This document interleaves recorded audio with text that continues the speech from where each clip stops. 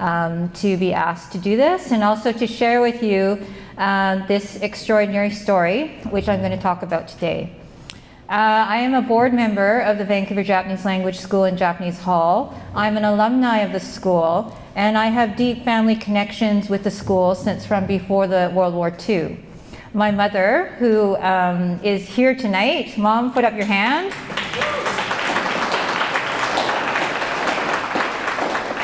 She went to grade 1 to the school, so that building you see right there on the screen.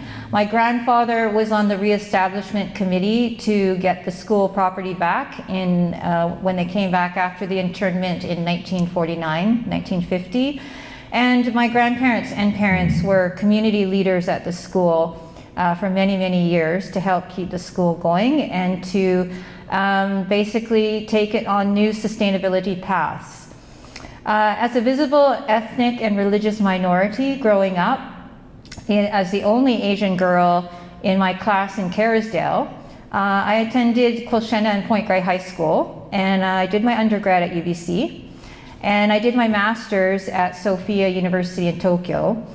As a sociologist, I worked as a market researcher and as a marketing manager for 8 years in Tokyo, and I came back to Vancouver to help run our family's packaging company with my sister, who is also here tonight, Deb.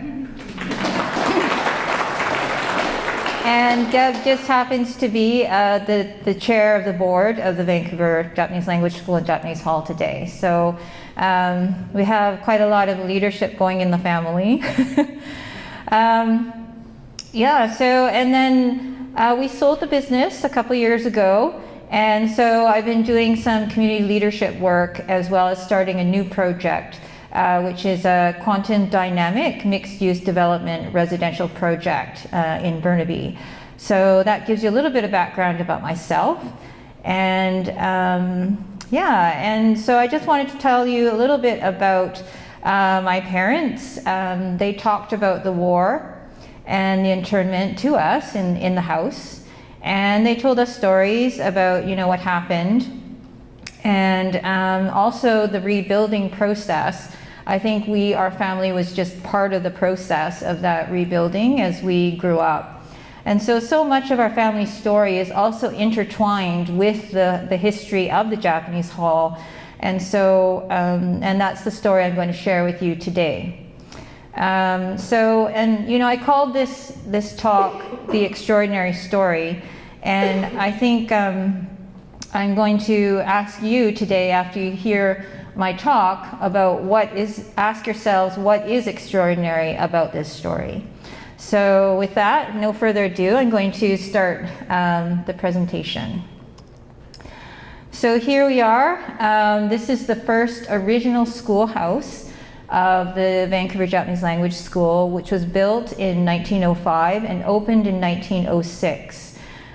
Japanese started to immigrate to Canada in the late 1880s. The first Japanese immigrant to Canada was 1887. They settled around the Powell Street area because of the employment opportunities there, mainly Hastings Sawmill, which was the largest employer in that area. And so they built, with the help of the Japanese council, Morikawa at the time, they built this original schoolhouse on 439 Alexander Street. It was founded and built by the community as a nonprofit charity organization, managed by volunteers and owned and run by the community. It received official charity status in the 1912 and when we made our constitution. So what was life like at this in the Powell Street area, which was known as Nihon Machi, or Japantown, if you translate that literally. School children attended the school from 9 to 3 every day. So it was like a regular school. They learned all the subjects in Japanese. So math, science, history, they learned in Japanese from Monday to Friday, 9 to 3. So in 1919, this changed, and the leadership of the school decided to give their kids a chance to build a life in Canada. they would switch positioning of the school to become a second language school. So this happened in 1919, and officially in 1920, in the Company of Registrars, the Japanese school became a second language school, and children went to public school, mainly Strathcona Elementary, and then they went to Japanese school every day after school from Monday to Friday, 4 to 5:30. And so the community around the Powell Street area, or historic Japantown, continued to grow as as time went along. And in the 20s, the original schoolhouse became too small to house the student population. So what they did was the community got together and decided to expand. And this is the 1928 Japanese Hall, which you see being constructed here, is the first expansion of the school organization. So in the 1920s, the volunteer leadership of the organization got together, and the community raised $40,000 to build this new structure. It was raised from Japanese Canadians all across BC. They all donated towards it. And the architect for this structure was Sharp and Thompson. And you may know Sharp and Thompson as they were one of the most elite architectural firms in Vancouver throughout the 20th century. They designed the Burrard Street Bridge, UBC campus, and Point Grey Golf Club, the clubhouse there. So we found out this amazing fact last year when the National Historic Site historian came out to the school and told us that indeed Sharp and Thompson was like, they have, they're one of the most sort of renowned Vancouver architects throughout the 20th century. And it really shows the cultural, economic, and social capital that the Japanese Canadian community had built up leading up to the 1920s, the late 1920s. So it was just an amazing discovery. But you can see here how the building was began to be built. Just a little bit about learning Japanese in the 20s. This is a photograph of a classroom learning Japanese, Iueo, if you know hiragana, the alphabet of Japanese. Yeah, and then, as I said before, the leadership of the school made a conscious choice to not just make little Japanese citizens, but to really explore what the meaning of Canadian citizenship was. And if you read their writings from that period, the 1920s, you understand that they had a desire to give their children, a future by having them attend regular Canadian schools, but then also to retain their ancestral culture, homeland culture, which was Japanese. So, and then, it's pretty strict back then, which you can kind of tell from how everyone's sitting up straight in their desks there. Because most families had the intention to return to Japan at some point. After they'd made their fortune, most Japanese families, like my family included, intended to return to Japan at some point. So, and just to give you an idea of how prosperous Japantown was during the 20s and 30s, this gives you some idea. This is a shot of the Maikawa fish store on Powell Street. And there, in that basically 3-block radius along Powell Street, there were over 400 businesses owned by Japanese Canadians. Banks, tofu shops, Japanese dessert shops. You could get anything you wanted in Japantown. And you can see here, you can't really see here, but usually there was retail on the first floor. And then above the retail first floor, you had the residences, which were called rooming houses back then. And, you know, men and families rented the rooms with shared bathrooms and shared dining as their lodging. So you can still see that today along Powell Street, remnants of that. But yeah, it was a very busy and vibrant market village, I would call it. So here we have the completion of the Japanese Hall in 1928. And James Burton, our architect who helped with our rehabilitation, in our statement of significance, he writes, "The Japanese Hall is important for its materials, construction, and design, its simple form, and restrained decoration that bridges Canadian and Japanese aesthetics, its cast-in-place concrete perimeter walls, simplicity that is characteristic of the modern construction of the time, and for revealing the maintenance by generations of community members." So you can see, if you know anything about the period features of the time, the beautiful pivot windows. You can see how they pivot open like that. And the tile, which was, you know, quite representative, the mosaic tile, representative of that era. And also there's some design features which are not quite captured here, which I'll just point out. So you have Canadian flags, maple leaves on the corners of the cornices here. And you also have tile. This is like the Buddhist symbol of peace, which was, you can see, if you look at the building now, you can see these original tile designs, just very simple and very cheap, but very, you know, very beautiful, which have been restored. So I'm just going to show you a little bit more photographs to give you an idea of what Powell Street was like in the 30s. And here you have a shot of Powell Street. You've got the cars. This is actually in the 20s, or 1933, so very, you know, during the Depression era, you've still got cars, which was quite a big deal back then to have a car. It was a big deal. You had to have quite a bit of money to be able to own and drive a car or any kind of vehicle. Here you have another shot of Powell Street in the 30s, and you can see here in the middle of the street the interurban tracks. So here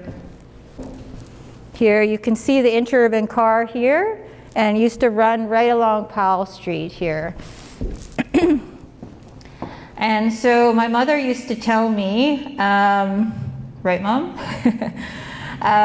Every day when she was she was 5 years old, and my grandparents had a dry cleaning shop on Main and, was it 22nd, 23rd? And so she would take the Interurban down to the school every day for Japanese school. So she'd just hop on the Interurban, you know, the car there, and hop onto the train every day to go down to Japanese school. Maybe pick up ginger candy at 1 or 2 cents per piece on the way to school. Yeah, so that gives you sort of an idea of the prosperity of the area along Powell Street, which was basically the Japan town. So just another really interesting photograph here. Thank you. So this is in front of the Japanese Hall in 1937. All of the young girls dressed up in their kimonos. The festive occasion was the Prince and Princess Chichibu of Japan, their cousins to the then Emperor Hirohito, came through Vancouver on the way to King George's coronation. So they all dressed up, and you know, we love the group photos. It's a big Japanese cultural tradition. And so you can see them waiting to wave to them on the street. So it's a beautiful photo of you know, the festivities that happened, and really shows, you know, the integration of, you know, like Canadian, both Canadian and Japanese customs. And so I'm going to show you another photograph, which is, you know, the Japantown was a fairly segregated village, you know, along Powell Street. However, they did really, you know, try to integrate into Canadian customs and like festivals. So this is an example of one of them. It's a parade along Powell Street on Dominion Day, which is like Canada Day now. And you can see how, you know, everybody goes out for the festival, gets dressed up. I mean, parades are parades, but, you know, and puts the Japanese flavor into the festival. So, and everyone, you know, looking out over the street and being a part of it. So just a really, really beautiful photograph, but it really shows you the integration of society at that time of both Japanese Canadians and like Caucasian society celebrating a Canadian festival, basically. And here we have a few, like, I just wanted to show you a few shots of what life was like as a kid on Powell Street. Very urban, of course. And, you know, you can see how, well, one, how well dressed they are. And I think this is a very important feature, something to take note of when we see the internment photos. How well dressed they are, how happy they are, playing hopscotch on the sidewalk. And, you know, most of the kids attended Strathcona Elementary School. And, yeah, like our mom would go to the candy shop and buy like ginger candy on the way home from school. So you can also see on the top left corner a photo of Japanese school class, which was pretty strict. And I think if you look at the photos of the kids' faces of how kind of like they had the, they're pretty scared there of their teachers. And I think that was pretty common at that time in terms of how Japanese was being taught in the schools. So I think that's changed now, but you know, it's a really cute photos. Okay, and by the time the war breaks out in 1941-42, there are approximately 8,000 Japanese Canadians living in the Powell Street area, out of the 22,000 in total in Canada.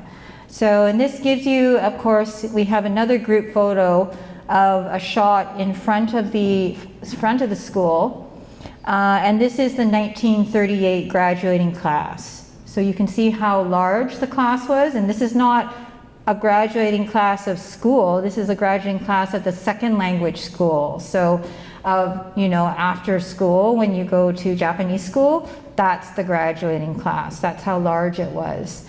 So, okay, and this is not very clear, but I just wanted to show you this slide because it shows you, it gives you a snapshot of what was happening with Japanese language schools in the province of BC. And it's estimated that 70 to 80% of the immigrant children sent their kids to Japanese school. And because at some point they had the intention of returning to Japan at some point. But they also recognized that their kids were Canadian, they spoke English at school, and they grew up in Western culture. So yeah, when you can see here, when the war broke out, there were over 1,000 students at the Japanese school on Alexander Street. So, and I've pointed out here, this is a list of Japanese language schools in the province of BC. And of course at the top, you've got the largest school, which is our school, on Alexander Street, and I've outlined it in pink. And you can see in the column, they took very good records back then.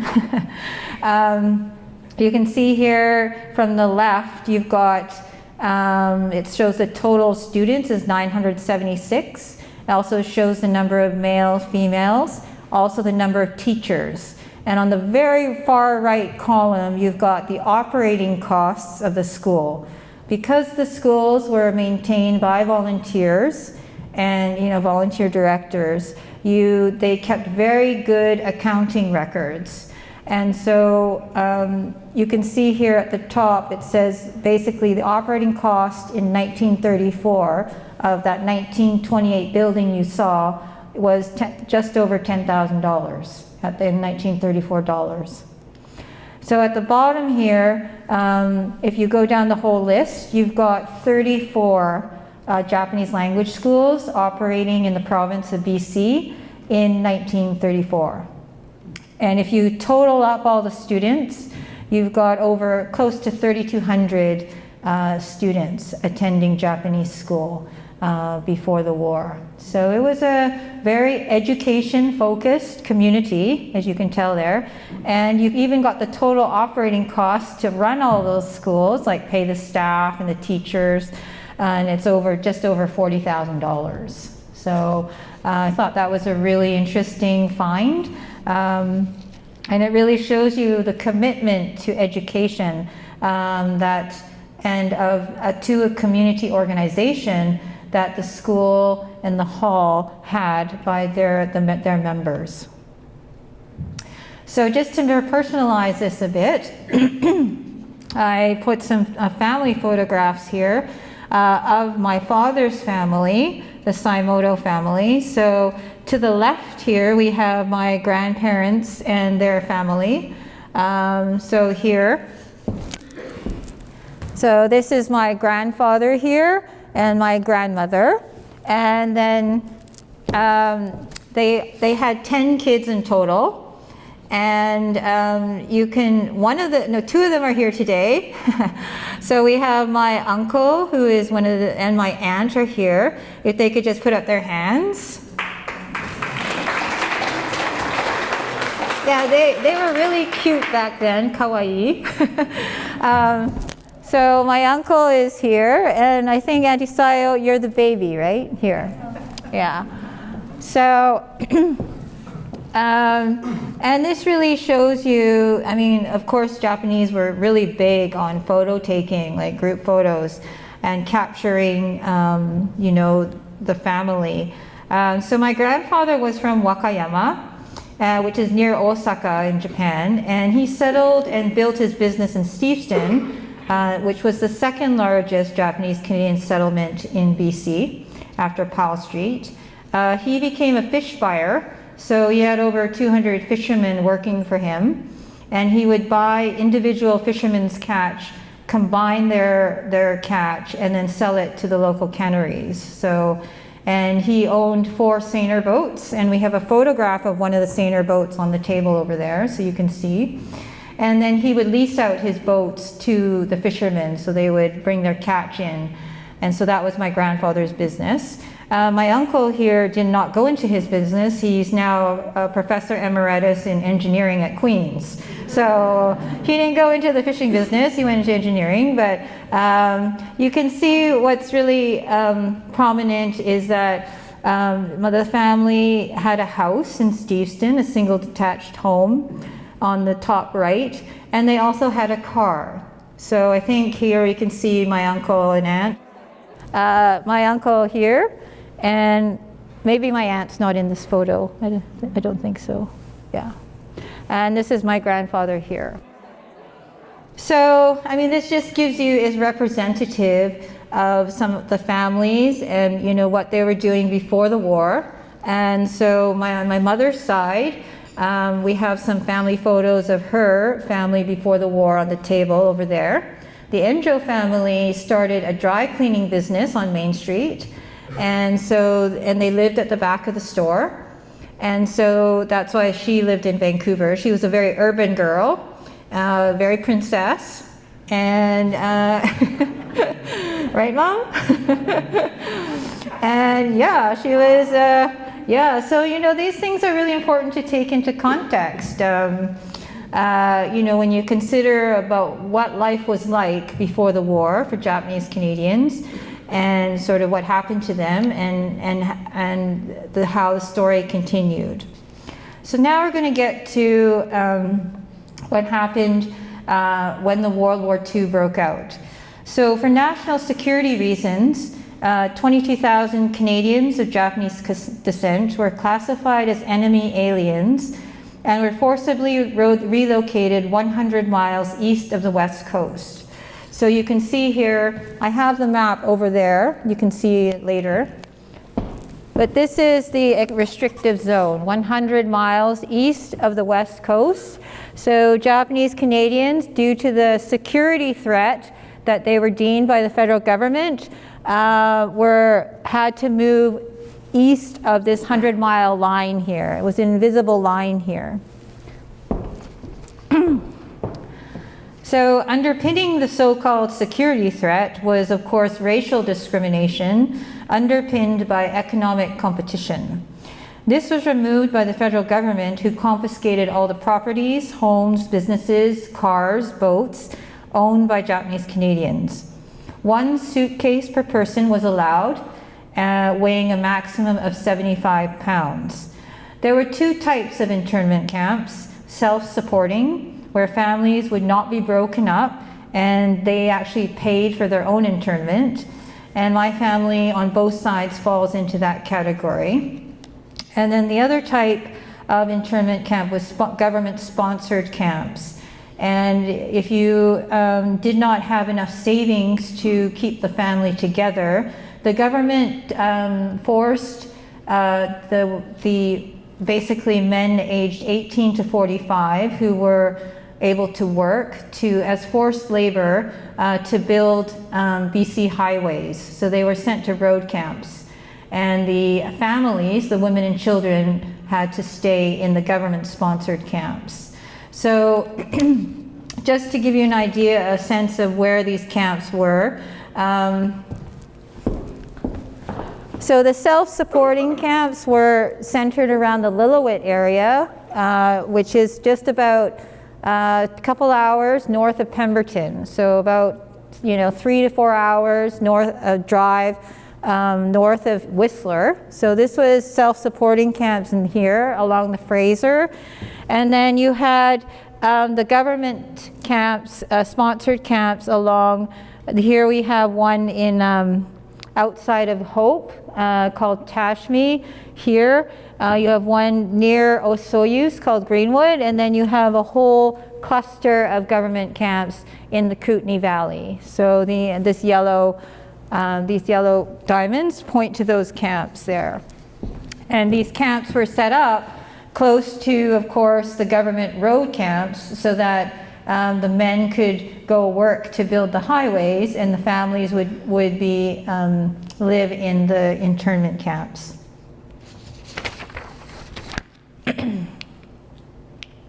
Okay.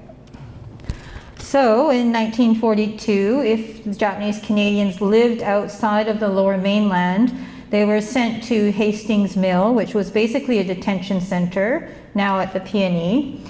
Basically, it's an old barn. And this was a holding station for those who are being shipped out to the camps.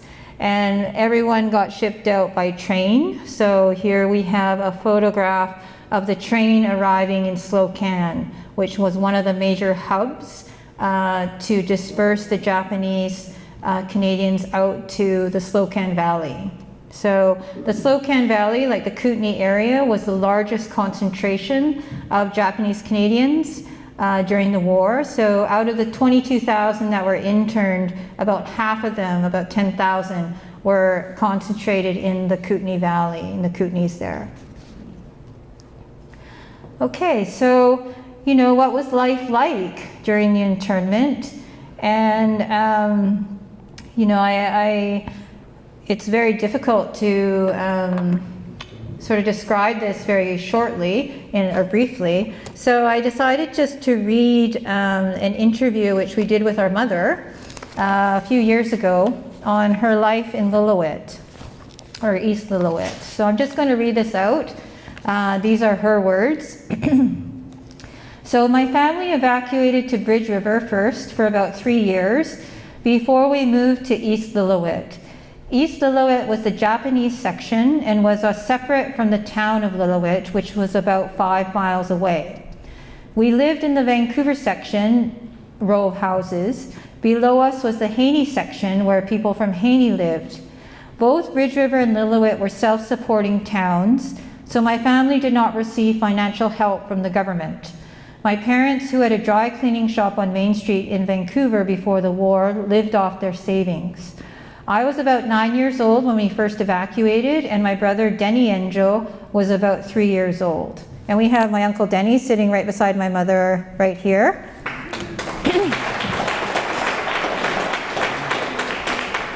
So as a kid, life was life. We lived in house number 120, which was one of the smallest houses in the Vancouver section. Our house was about 20 by 20 feet in size with 2 beds. My parents slept in one bed, and my brother and I slept in the other bed. There was an oval tin wood stove which heated the space, and then we had a cooking wood stove. A hanging blanket divided the room.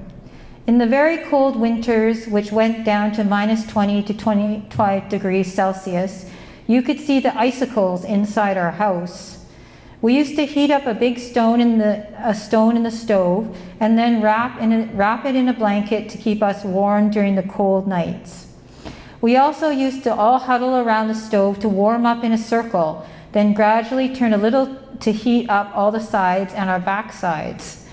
We also brought my mom's sewing machine from Vancouver, so this was in the middle of our house. There were about 15 houses in one row. There was no plumbing. Drinking water was delivered by truck to a barrel in front of the house. We used this for cooking and drinking. This was also a communal water truck, which got grey water pumped up directly from the Fraser River. After a few days, the silt would settle and the water became clear. We all had to go down and fill our buckets and bring them back to the house to use. This water was used for washing and laundry. In the summer as kids, it was so hot, we used to get really thirsty.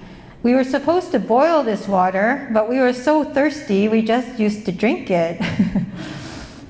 Later in life, it really amazes me that no one ever got sick from drinking the water from the Fraser.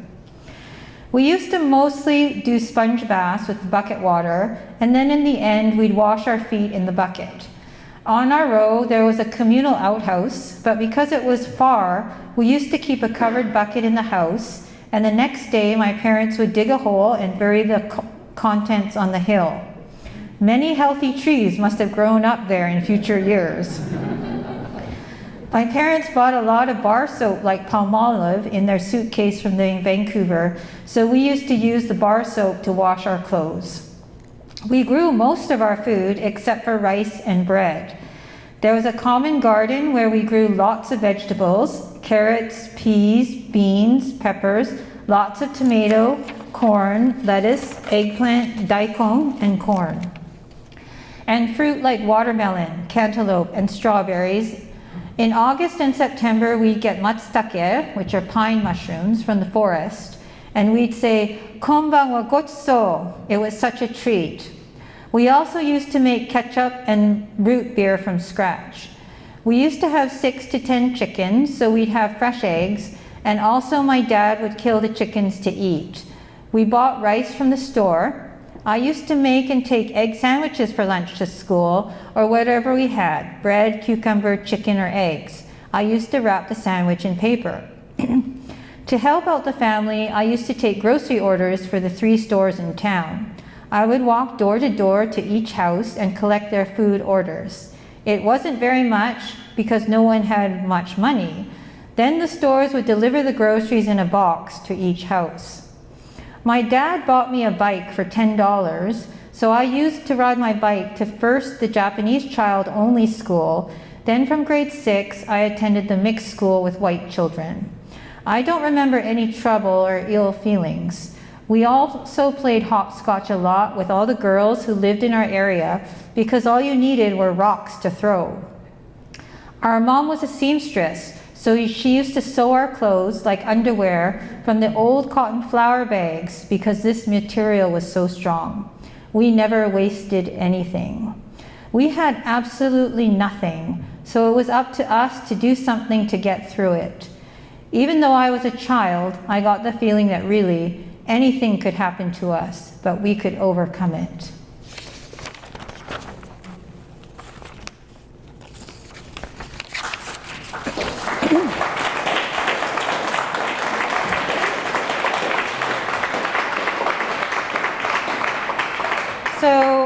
thanks, Mom, for your interview there. And you know, while the circumstances were extremely difficult in the camps, what is truly amazing and it's astounding to me is how extremely organized all of the communities were. And you know, my grandparents and generation did the best they could to provide a sense of normalcy and for their kids. And you know, they did a lot with very little. And so I'd just like to point to you, you know, you can see here on the left, top left, you have Lemon Creek, which is one of the largest camps, and also Tashmi on the right top corner. Tashmi was the largest internment camp with 2,600 residents. And then, you know, you can see the poverty, and, you know, they actually had to build their own shacks. But you also see here the kids. And here we have a great photo of kids on the bottom right. You have kids from Bridge River, kind of whiling away on a summer day, playing together. And then here on the left, you have a May Queen festival. And so you've got some teenage girls, and I'll show you later on one of the girls who's now like one of my mother's friends. She's here. So, you know, despite the hardships that the families endured, they also experienced a lot of joy and a lot of fun. And a lot of these kind of festivals, and that kept the communities going and the families going. So this is another really, really fantastic photograph, which is of the Boy Scout troop in Tashmi internment camp. Tashmi, as I said, was just outside Hope in the Sunshine Valley, and it was the largest internment camp with 2,600 residents, and very organized. Just extremely organized. They started a soy sauce factory in the camp, and they had this huge Boy Scout troop, which was one of the largest in North America at the time.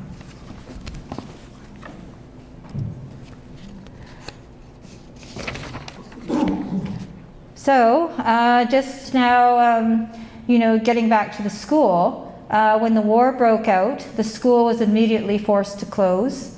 The government leased out the school to the Department of Defense and the Army and Navy Department store. They tried to pressure the board of directors and the principal to sell the building, but because it was a community organization, the government was not sure whether they could really sell it, whether they had the authority to sell it. So basically it was in legal limbo. And the directors took advantage of this, and you know, they were all scattered in internment camps throughout BC and Alberta working on sugar beet farms. And so they took advantage of this. The war ended in 1945, as we all know, but the Canadian government extended the War Measures Act for the Japanese Canadians, and Japanese Canadians were not allowed to return to the coast until 1949. When their civil rights were finally restored, and freedom of movement was granted. So, you know, less than half of the 22,000 Japanese Canadians who were interned actually did return to Vancouver. My family was one of them, both my mother's side and my father's side. So here we have, when the community came back to Vancouver in 1949, 1950, you know, the property had not been sold, and so the community got together, formed a re-establishment committee, and fought to have the property reclaimed back to the community. And this was achieved in 1952, and in 1953 the school opened for classes. So I'd just like to point out my grandfather, who is now aged quite a bit. So he's this fellow here.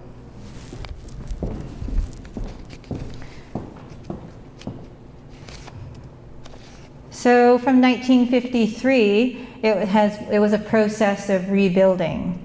With the community shattered and what was formerly a vibrant village of 8,000 uprooted at one time, the area became a vacuum and eventually became what my parents called Skid Row, or what we now call the downtown east side.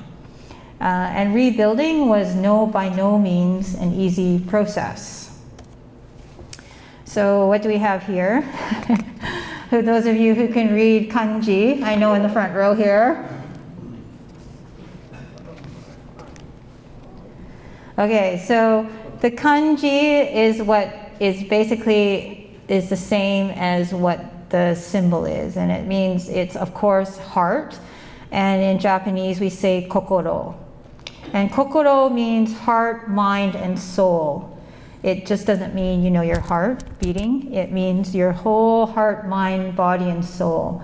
And, you know, this is really key to what drove the rebuilding process for, you know, my father's family and my mother's family after the war, and for how the school was able to resurrect itself. You know, my mother used to tell us a story about our grandmother who used to be a member of the Women's Auxiliary at the school.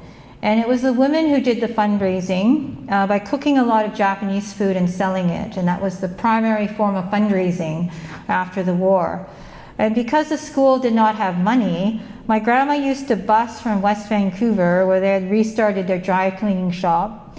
And she would bring her pots and pans on the bus at 3 a.m. to the school so that they could cook the food to sell for the food bazaars, which was one of the major fundraising events. So, I mean, this is symbolic of, you know, what allowed the school to rebuild and also the community to rebuild. During the 1990s, the school's leadership came to another crossroads. To commit to our history and to the area, we became a heritage site, and to create a new path to sustainability. So they purchased the corner lot on 487 Alexander Street, and they from Empire Steve Doring. And after our dad, who was in charge of the building of the new wing, the 5-story wing, attended 65 city council meetings, they were able to rezone the two lots, the 475 with the 1928 building and the corner lot 487 Alexander, into one heritage site. And at that time, they entered into a heritage agreement with the city to restore the 1928 heritage building. So I'm going to go into that project. Kind of going to jump a little bit ahead here. So in order to restore the heritage building and to meet our heritage commitment to the city, we launched the Heritage Renovation Daycare Project. And this is what I chaired the project for. It's still ongoing. But the key pillar of this project was to rehabilitate the heritage building and launch a fully licensed childcare center.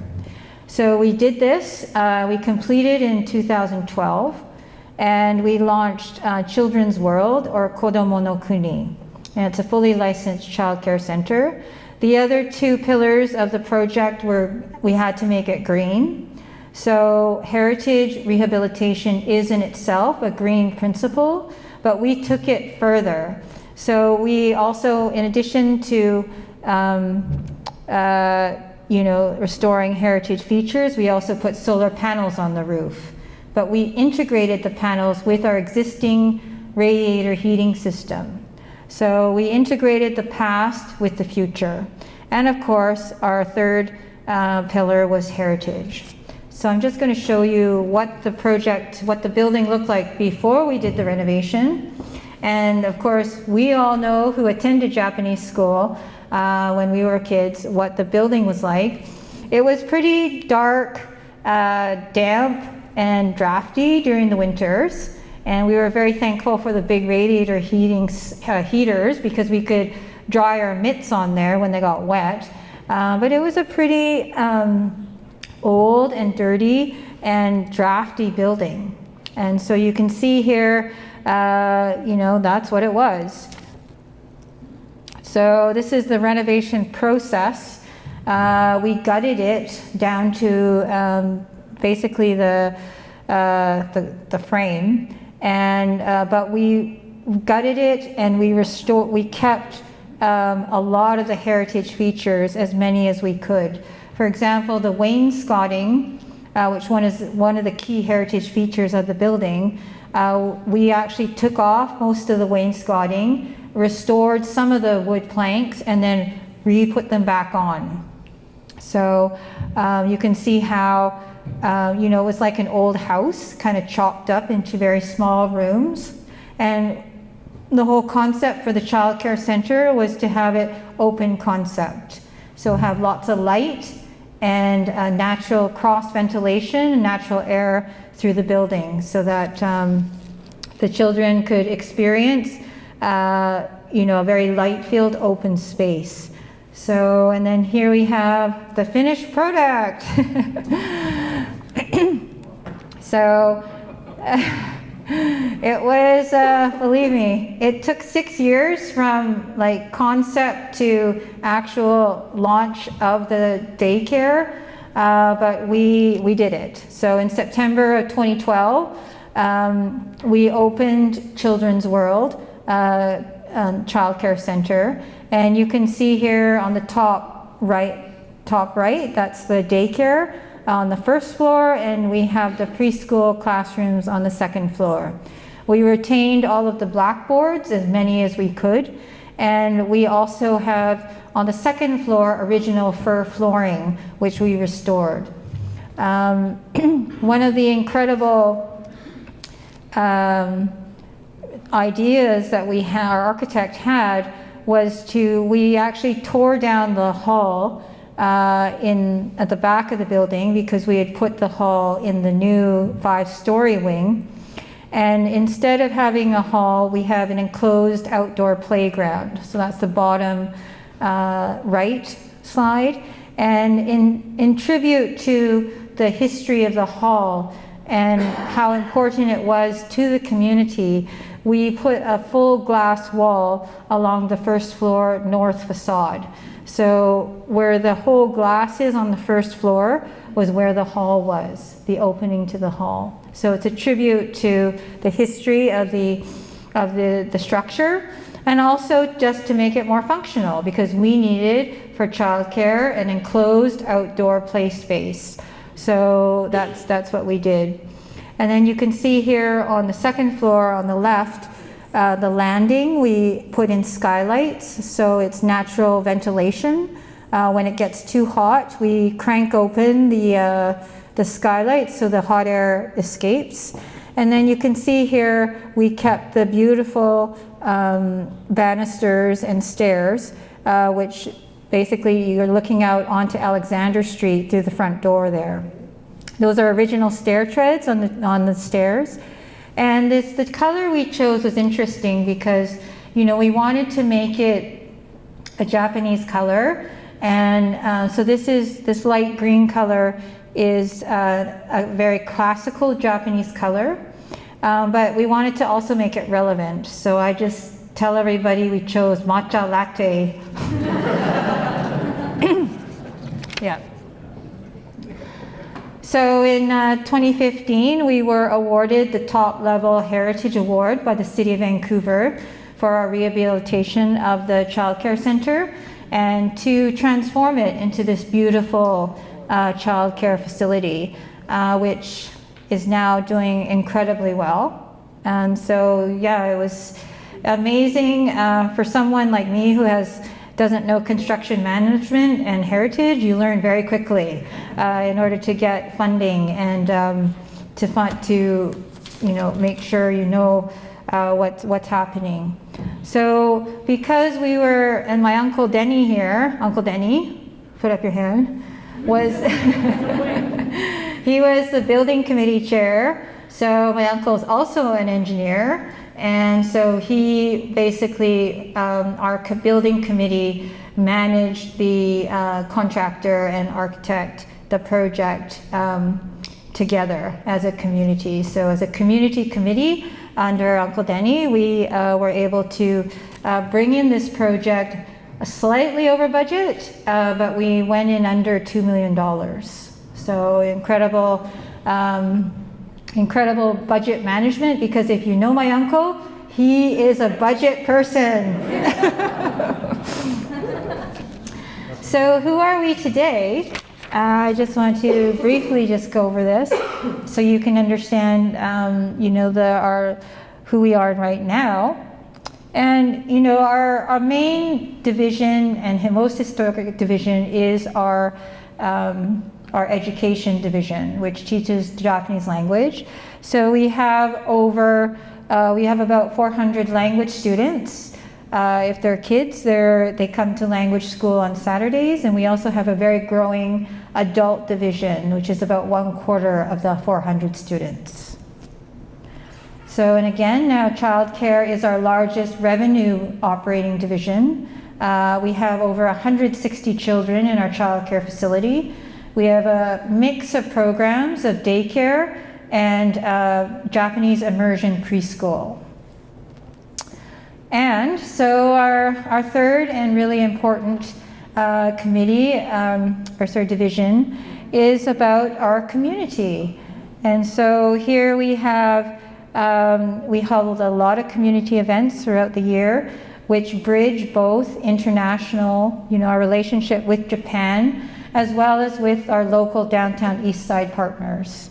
So here we have the Emperor and Empress of Japan, who are retiring at the end of this month, and who visited the school and were welcomed to Vancouver in July of 2009. Here we have very recently, in 2017 in April, we have the Japanese Canadian Historic Site Registry, which was driven by the community, and 56 sites were announced on the Japanese Canadian Historic Site Registry. The school being one of them, because there were actually 54 Japanese language schools operating in BC in 1942. Heritage Branch chose us as a representative of the whole language category because it was so many schools. So you can see my mother down there in the photo as an alumni of the school. And we have many community events. So last year we celebrated the 90th anniversary of our 1928 building. We have on the right the consulate. Their whole office came out for our walking tour, which was a partnership with the Heritage Foundation last year. They brought their family and their dogs. And then on the bottom right, we have our senior alumni. The lady who is with her walker is our most historic alumni. She's 105 this year. Yeah, and they were all in the Vancouver Sun newspaper last year. They all came out to be interviewed by the reporter. And then we had George Takei, who was one of the groundbreaking Asian actors in Hollywood, as Hikaru Zuru in the Star Trek series, came to visit the school last month. So, really great.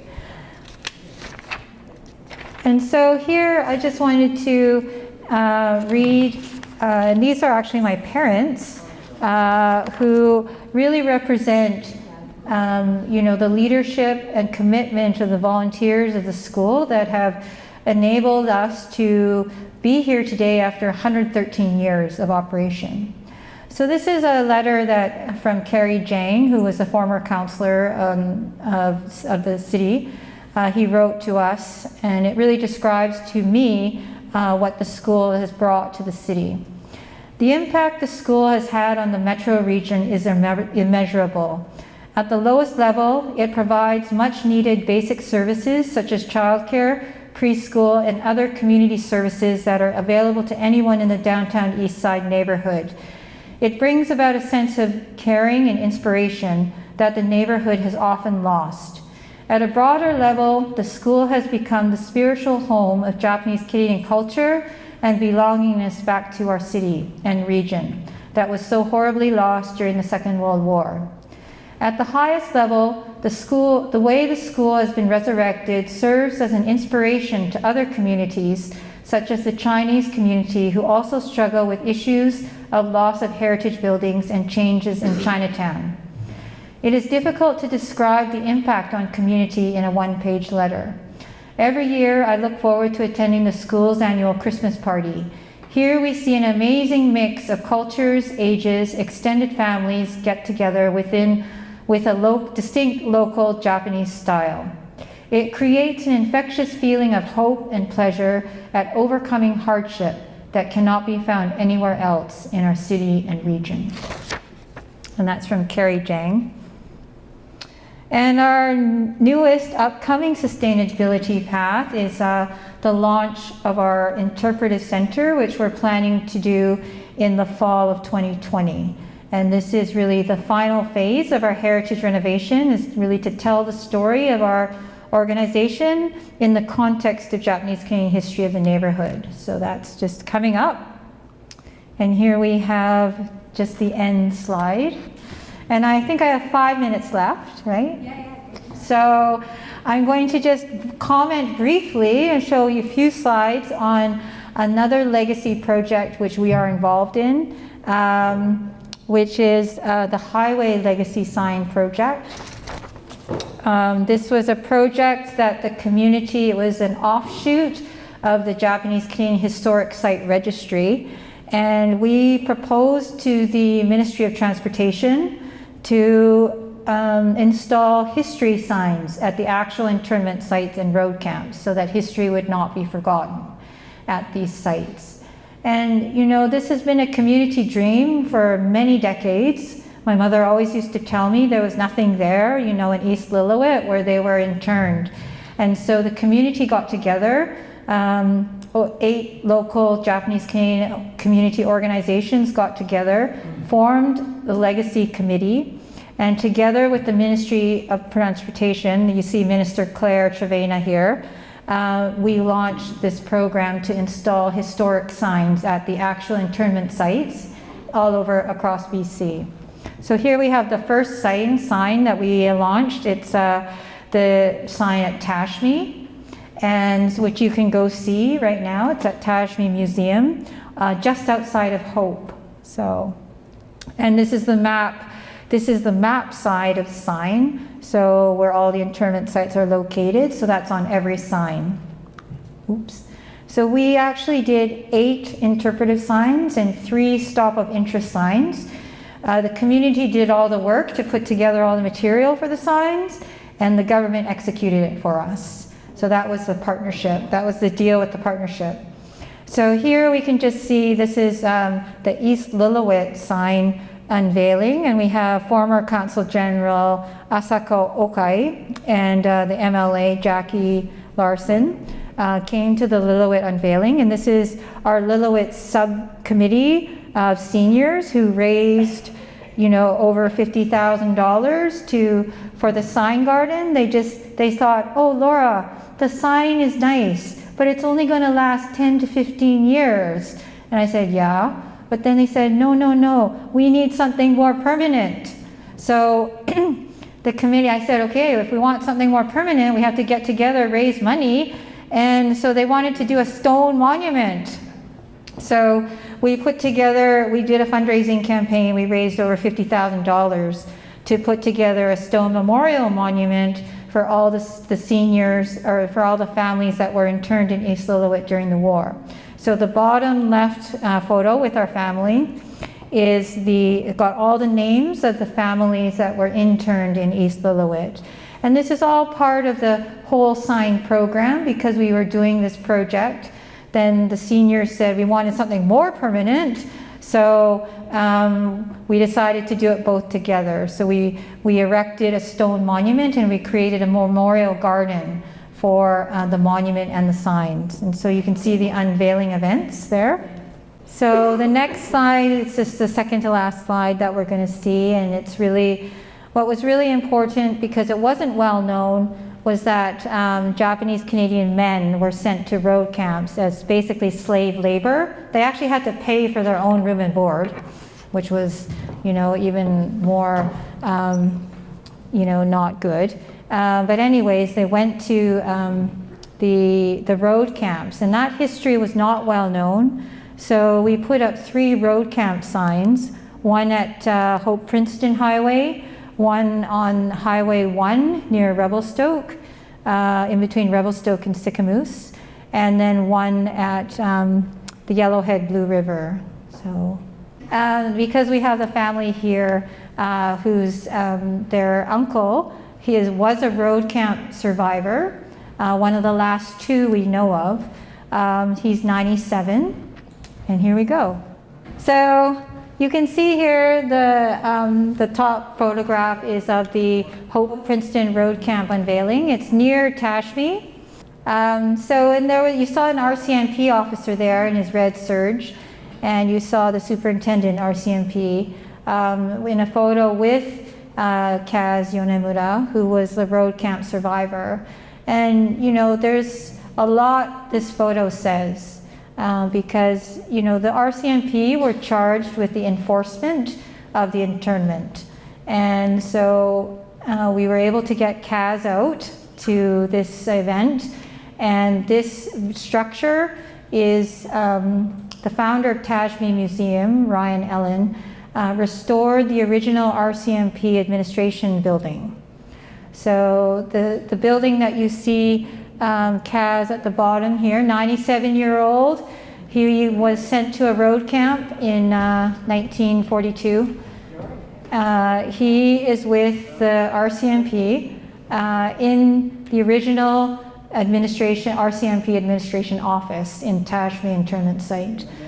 So extremely symbolic and meaningful photograph. And the Nagai family is here. Put up your hands over here on this side. Yeah, so Kaz made it out, and he's like ill now, but he made it out to this event. So it's extremely a very meaningful event. And so this is the second to last slide, and it shows you just what we did for the unveiling events. And our key focus and objective was education. Education that this happened, and education for the local communities, for them to own our history as their own history. So we got out all the kids, many kids as we could, to these unveiling events, and of course many politicians. So you can see here on the top left, we have an MLA from Kootenay West, and he's with Kay Kamori, who was one of the May Queens we saw in the earlier photo. And then here on the bottom left, we have, oh my gosh, Stoney Nakano, who is one of the two last remaining road camp survivors. He was 97. Flew out from Hamilton, Ontario for this event, and because he knew it was his last time. So he flew out, made it out to Revelstoke for this event, for the road camp sign unveiling. And he's seen here with Minister of State for Trade, Minister Chen. And you can see here, the top one is Caslow, and the bottom one is Revelstoke road camp. This is the last sign. It's just an example, so you all know what the stop of interest signs are. So that green sign there is the stop of interest sign for East Lillooet, and these signs are a sign program by the Ministry of Transportation. So you can look on the stop of interest website and, you know, like click to see where these stop of interest signs are. And there we go. So I'm just going to close with a few words. So on behalf of our organization, I'd like to thank you for all coming out today and taking this time and learning about our story. Our story is the story of the Japanese Canadian community here in Canada, and really the early story of the downtown east side. To me, what makes our story extraordinary is the people. To rise above our circumstances, to make the most of them, and to learn from it, and multiplied by the ability to change or transform. And this is what the powerful formula is, to become extraordinary. So thank you very much.